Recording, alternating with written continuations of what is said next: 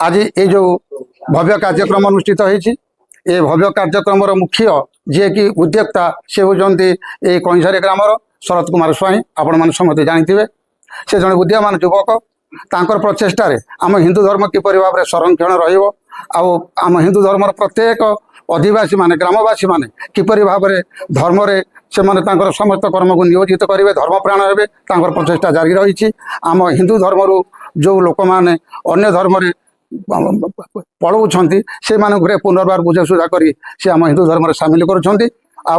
गोमाता संरक्षण पशुपक्षी मान संरक्षण वृक्षरोपण इत्यादि महत् कर्म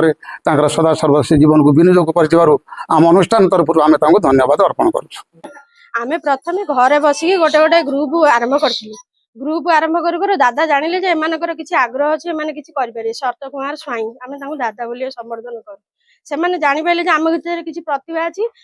से माने हो जे आमे ब्लॉग को गलु से तांको प्रचेष्टा रे से माने भी हमकु नेकी गले जांगे आमे समस्त की जनइलु जनइला परे आमे हमर मेसिन घर गोटे मेसिन आरंभ करी बोली गोटे कार्यक्रम आरंभ कलु। से दादा हमर बहुत सहायता कले एवं आमे निजे निजे नियोजन कलु। आम स्कूल ड्रेस यूनिफॉर्म छाया ब्लाउज स्कूल जो अंगनवाड़ी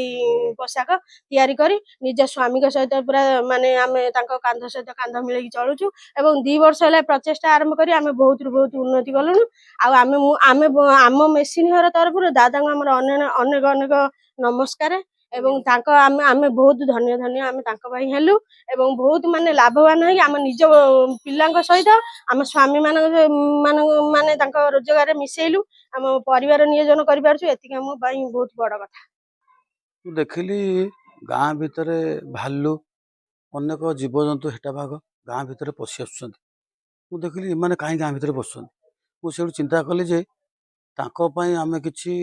जंगल तैयारी करिबा जंगल सब नंडापाड़ लोक मैंने सब जंगल चोरी करिकी नंडा कर देथिले ताऊ लक्ष्य कली जे ना मु डेली प्रत्येक दिन जंगल बुलिली एमिति बुलिया द्वारा आम गाँव रे जंगलटा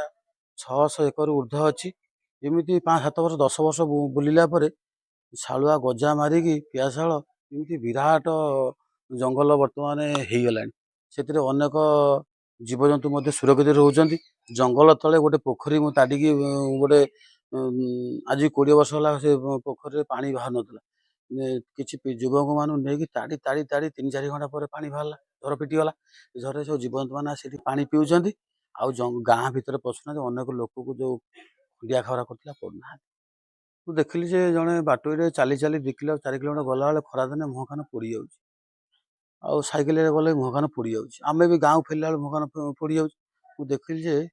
सब देखु सबुआड़े भी गछ लगेने भल बोली जानिली मु एटा दी भल ताने मु काई छाड़ी मु सेई दिन चिंता कली जे रास्ता आज को 5-6 किलोमीटर खंड रास्ता कड़े दी साइड गछ सब बड़ बड़ गछ आनी लगुए सब 8 फुटिया 7 फुटिया गछ गोटे वर्ष पर आर वर्ष से छाई दे दूची तेणु एमती मोर लक्ष्य रहा जमी जड़े बाटोई टे शांति जीव चली चली गले कि गोटे मोटरसाइकेल जमी छाई पड़ो सब अनेक बाटे जापर मोर जमी लक्ष्य रहा आहरी मु जीवन लक्ष्य करुँच बर्तमान 6 किलोमीटर खंड रास्ता घाट गछ लगे बंची पर्यटन प्रत्येक वर्ष 300-400 गछ रास्ता घाट लगुच मुझे बंद कर मल्ला पर्यटन बंद कर देखुं गाँव में बहुत बेकार माँ मैंने घरे बसुँच भर माडगोल राग हिंसा क्रोध बढ़ुची वाद भी होची से घर कम कले किसी समय 2-3 घंटा जदि मोर ड्रेस दुकान अच्छी चूड़ीदार हो फ्रॉक हो ये साया हो ब्लाउज हो लेडीज आइटम से बनईकी से निजे घरे निजे बनई पिंधिले और सी किसी दुकान आमको तैयारी करके देला सी भी मासकू 5-6 हजार 10 हजार पर्यटन जन जन कमे पार्टी आमे आगुरु अनेक दिन पूर्व समस्त आम हिंदू धर्म थिला ये सनातन धर्म मूल आरंभ अच्छी कि यही सब बर्तमान ये धर्म से धर्म से धर्म सब ये हूँ मूल धर्म कि लोक आम जानी पारे नहीं किए टंका किए कौन जर बाधक ने मिछुटारे या औषध दे देकी आम धर्म तुम्हें कृष्ण कुह कमिब नहीं ये धर्म कुह कमिज एमती भुआ बोले अज्ञानी टे आदिवासी लोक मैंने जो मैंने अच्छा पाठपढ़ा तार कम अच्छी तेणु तांको माने भूतेकी से नापी बहुत कम समय लगुच सेटा मु आज को बेसी नुहे 30-40 परिवार खंडे आमर जो अन्य धर्म पलि पुणी आम धर्म विषय कहला से मन मन खुशी पलि आउछंती बेसी नुहे 100 ऊपर लोक को आम धर्म फेर आनी। ମୁଁ ଆମର ହଉଛି ମଠ ମନ୍ଦିର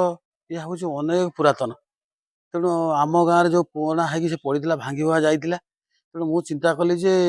ଧର୍ମ ନାହିଁ ତ ଜଗତ ନାହିଁ, ଧର୍ମ ନାହିଁ ତ ପରିବାର ସୁଖ ନାହିଁ। ତେଣୁ ମୁଁ ଇଚ୍ଛା କଲି ଯେ ପ୍ରଭୁର ଭଗବାନଙ୍କ ଧର୍ମ କେମିତି ସମସ୍ତେ ଜାଣିବେ ବୁଝିବେ, ପରିବାର ସୁଖ ଶାନ୍ତିରେ ରହିବେ। ତେଣୁ ଆମ ଗାଁରେ ମନ୍ଦିରଟିଏ ନଥିଲା, ଜଗନ୍ନାଥ ମନ୍ଦିର ମୁଁ ଇଚ୍ଛା କଲି ନା ବର୍ଷେ ଭିତରେ ମନ୍ଦିର ଆରମ୍ଭ କରିମି ଆଉ ଶେଷ କରିମି।